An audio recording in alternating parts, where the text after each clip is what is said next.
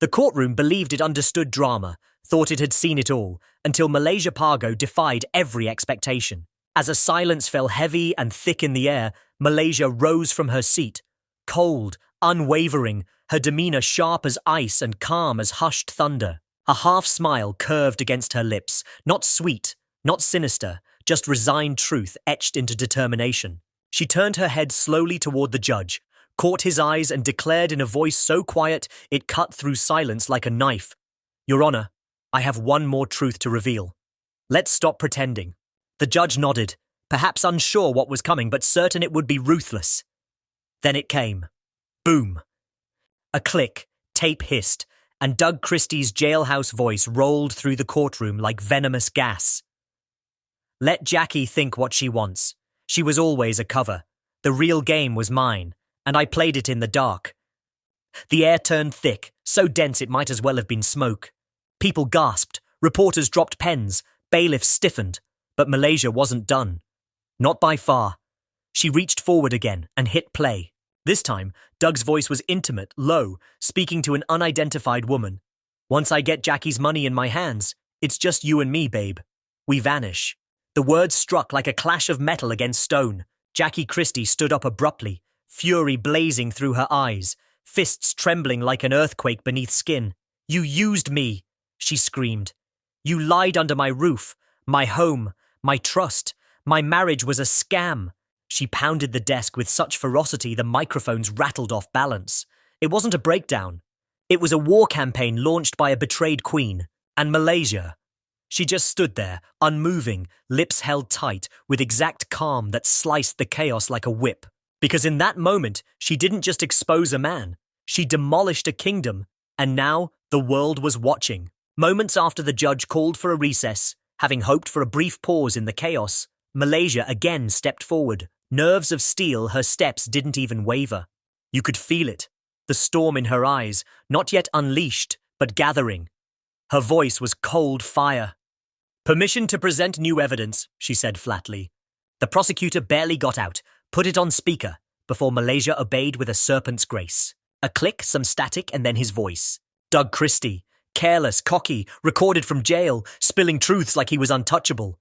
"You know, Jackie's just a brand, a front. I never loved her. She was my cover. She gave me access, fame, money, networks, but the real moves? Those I made with you, baby." Gasps filled the room. Reporters scrambled to their recorders. The court stenographer's hands were visibly trembling. But more than anything, it was Jackie Christy's frozen face, tight, horrified, emotionless, that struck hardest.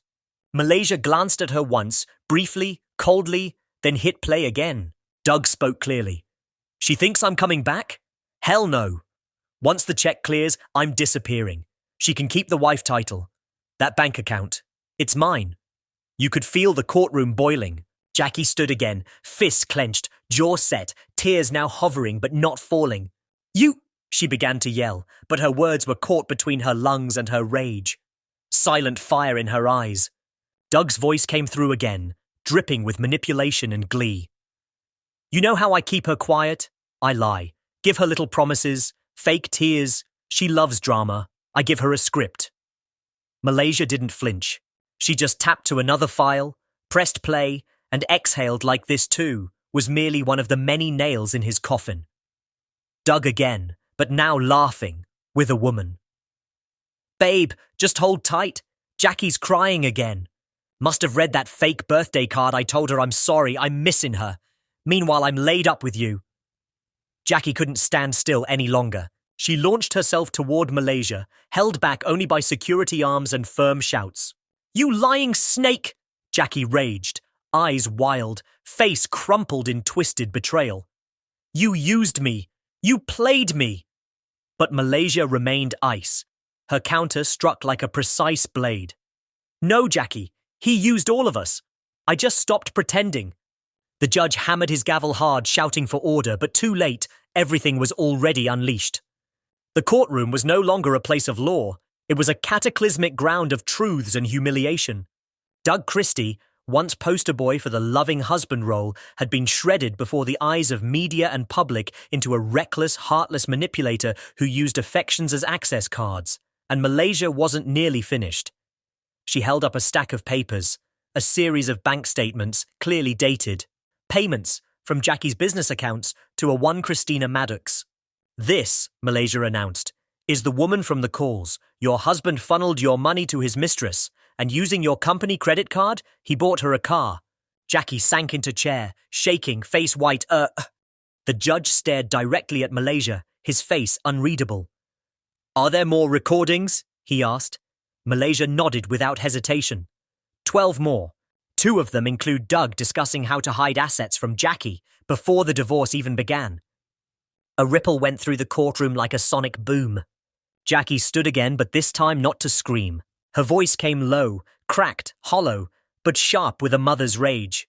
You made me give up everything for you. My career, my name. I was loyal. I was blind. And you? She pointed at the speakers.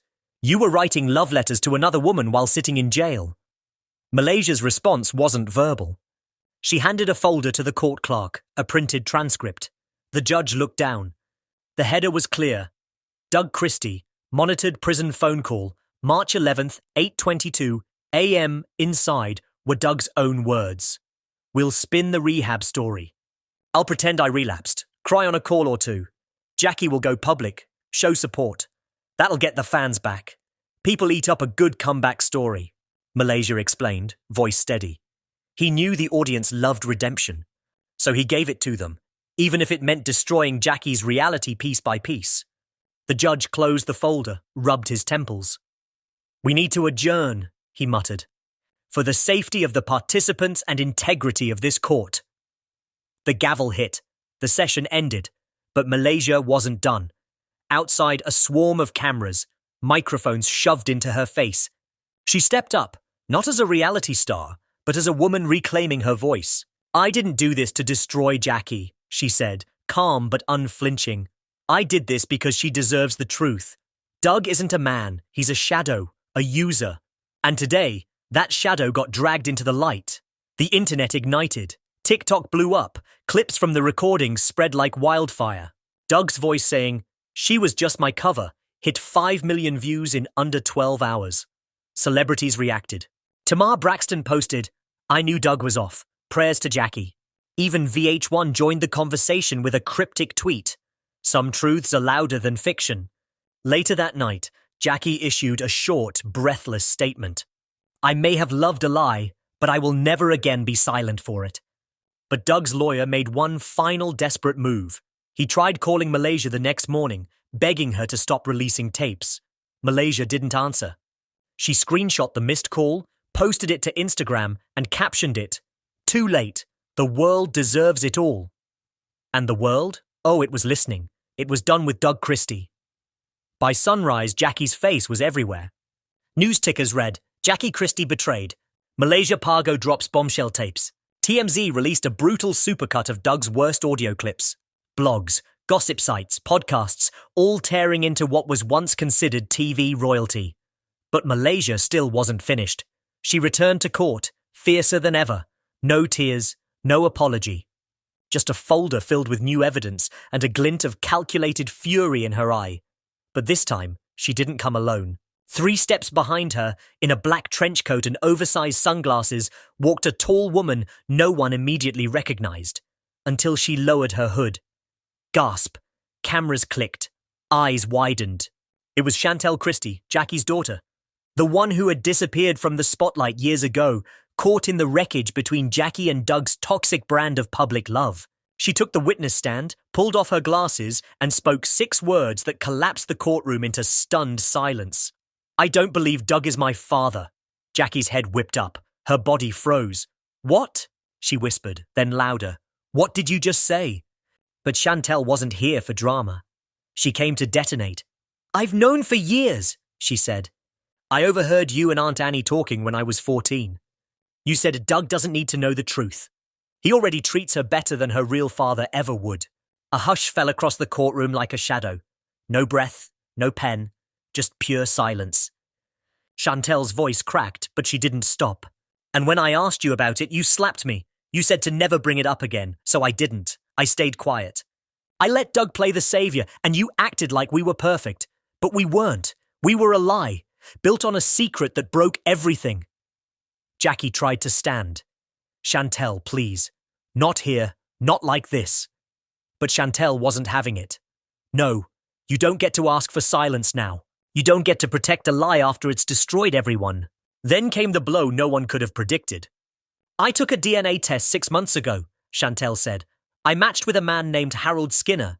He dated you during the summer of '98. Sound familiar? Jackie's face drained.